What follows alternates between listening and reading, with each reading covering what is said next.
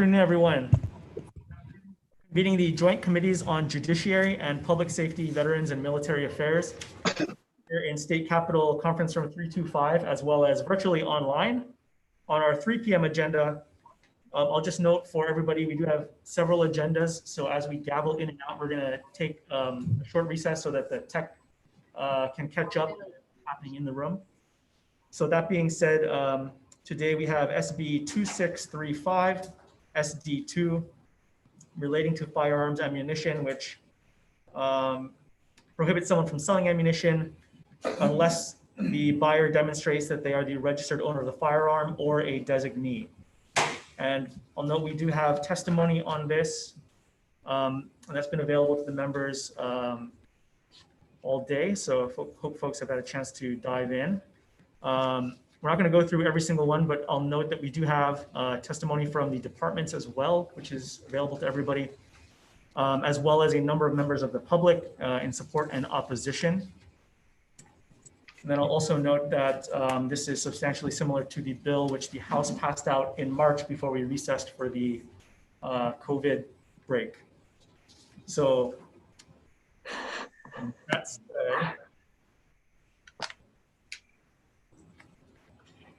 let me see if there's any late. We did have late testimony as well coming in, looks like from a number of individuals.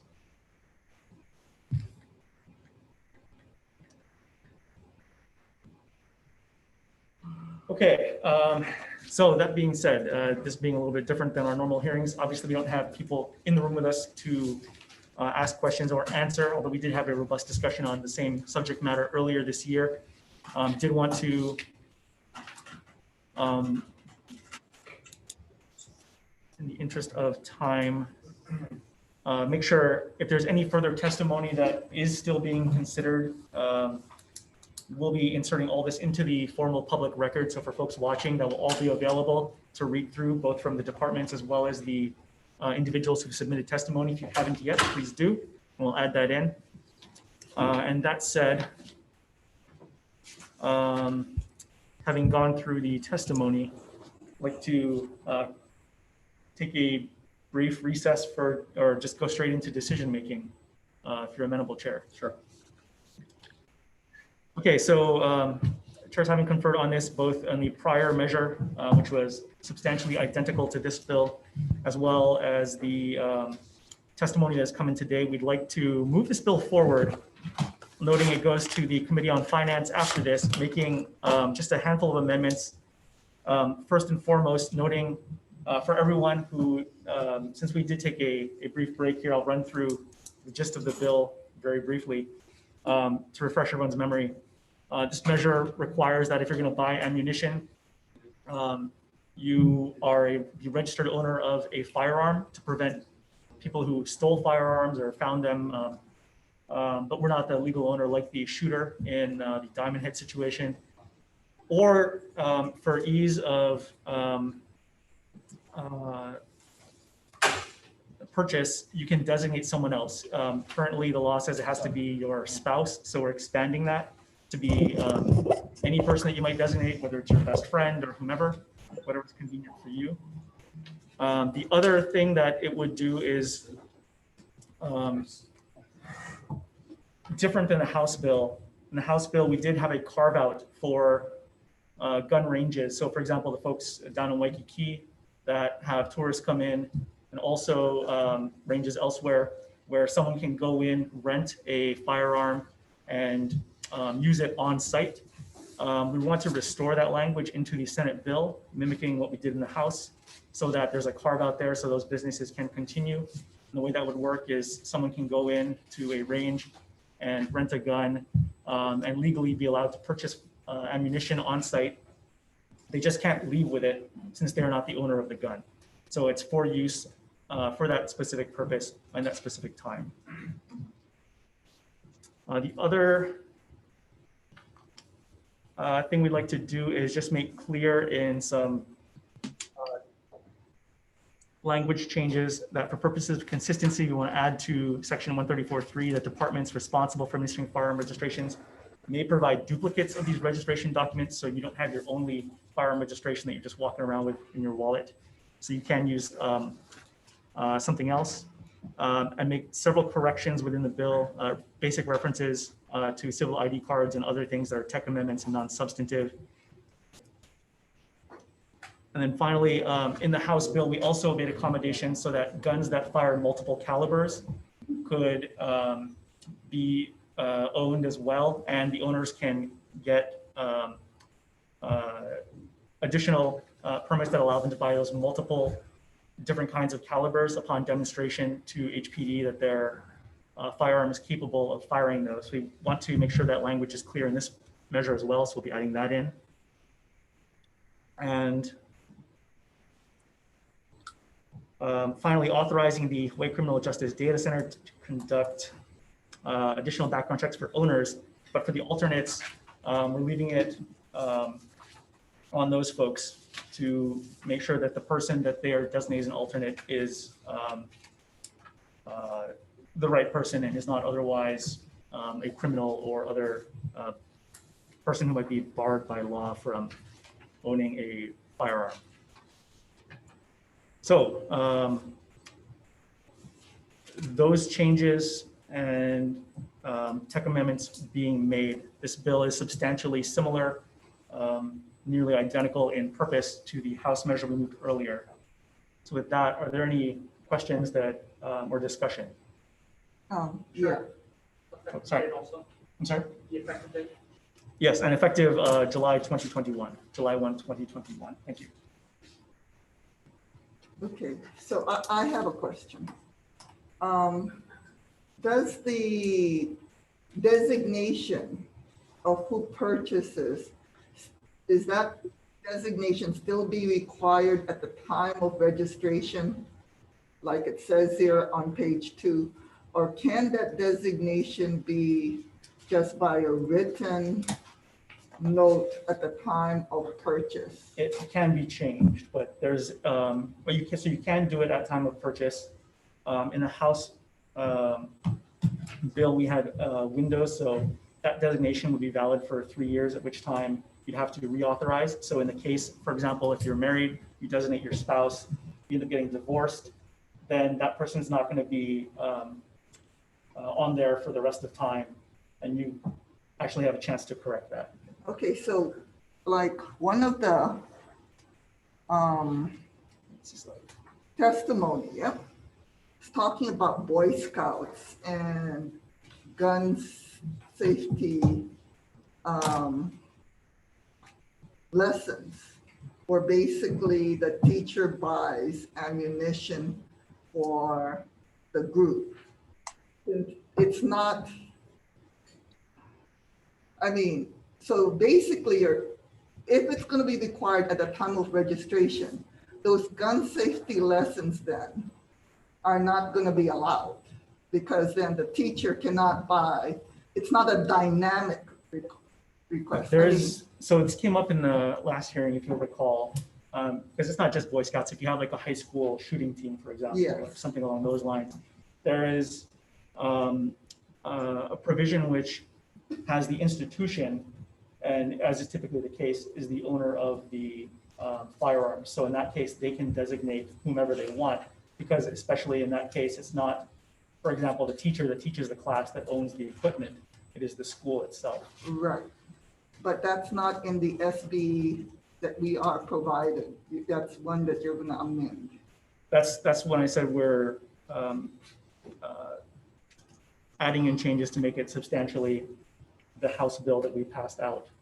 Okay. Is inclusive of. So my third concern, I'm sorry, I'm just letting you know how in my district where we have hunters and the place to buy ammunition is 20 miles away. One person is usually designated to go buy ammunition for the group. And that person, you don't know who that person is at the time of the registration. So, I mean, I'm okay with it being dynamic, like each person who had the registered firearm can say, this is my registration. I am designating this person to buy ammunition for me. And I'm good with that. But if it's going to be at the time of registration, you're basically telling all my hunters that they cannot designate one person to go buy for the group. They're able to designate one person. If they all designate the same person, then it's not a problem. If they're able to, But but they don't know who that person is at the time of registration. yes, they would need to, in the case of Okay, an unplanned outing, yeah, plan accordingly okay, beforehand. okay. Okay. Oh, Chair Yamane. So Chair, there's these life classes like firearm safety classes. And those are the instructors use their own personal firearms with the students, right? So it's not owned by an organization. So those ammunition that they buy, in which they're teaching people to use guns safely and then teaching them to shoot, they couldn't do that then anymore because the ammunition they buy, they kind of give it to the students to shoot, right? Except for, it's a similar situation to a high school where the high school instructor wouldn't be able to give the ammunition to a student in the same way as long as they're registered properly with HPD, because that's what happens right now, right? Yeah. Okay, wait, no. So the guns are registered to the instructors, right? So, but the students use different, that's how they do the training, right? Right. Which one fits your hand better, safety and all of that, but they shoot, you actually have to shoot it. They wouldn't be able to do it because the students they do this class before they even get the affidavit to buy a handgun. They couldn't do that. They won't be able to register anything to get bullets. So then anybody who's registering wouldn't have been able to go through that safety class. So they should, because that class would be either a business or some sort of program that's already registered with. But the guns are not registered to HPD. The individual instructors' personal weapons are registered. You see what I mean? So they're part of the NRA approved life course, but those guns are individually registered to each instructor, not through that program. So doing it right now, they would have to, so first of all, they'd have to already be registered with Yes. HPD. Right. In which case the guns can be registered either to their entity, Right. or if they're doing it themselves, they would have to do it as part of an entity because you can't. I just talk about the bullets, right? So so that would be very difficult then for instructors then to be able to teach people for gun safety, unless they the register organization buys appropriately a gun. through this bill, Yeah. where it's the organization or their whatever it is. That's kind of LLC or tough, something. right? Okay, because then that'll limit hunters who are teaching other kids hunting safety, because then you have to be part of an organization. Yeah. Okay. And like I said before, that is not the intent, and that was part of the discussion we had in March, which were amendments made to the House bill that we moved out earlier Okay. as a direct result. Thank you. Okay, any other questions or discussion on this? If not, there you go. Yeah. Okay, Vice Chair, We have more. recommendation is to pass with amendments. Okay, voting on SB 2635 SD2, Chair's recommendation is to pass with amendments. Chair votes aye, Vice Chair votes with reservations. Representative Bauer, Aye. Representative Cragen, Representative Cragen, He's muted. you're muted, Richard. He's muted. Aye. Representative Lowen, Aye. Representative McKelvey, Representative Nakashima, excuse, Representative Peruso, Aye. Representative Say, No. no, Representative Takayama, Aye. Representative Yamane, Reservations. Representative Thielen. Reservations. Chair, your recommendation has been approved, Thank you. adopted. Same recommendation on behalf of the Committee on Public Safety, Veterans, and Military Affairs. But first of all, are there any questions or concerns any members want to express? Seeing none, Vice Chair, would you take the vote? Okay, members voting on SB 2635, SD2, recommendation of the chair is to pass with amendments. Noting all members present Any voting with reservation? Any voting nay? No. Kong? McDermott's a no. Okay.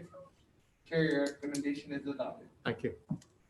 So we're going to close out the 3 o'clock agenda. We'll give Tech just a second here to switch over and